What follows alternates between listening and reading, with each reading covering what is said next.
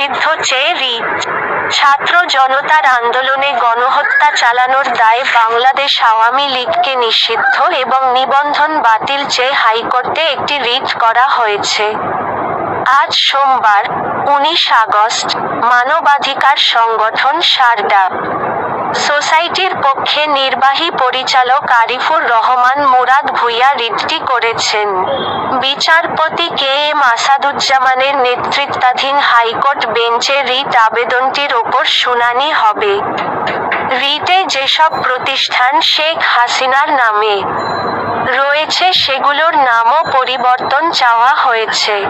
এছাড়া রিটে দেশ সংস্কারের লক্ষ্যে বর্তমান অন্তর্বর্তীকালীন সরকারের মেয়াদ সর্বনিম্ন 3 বছর চাওয়া হয়েছে।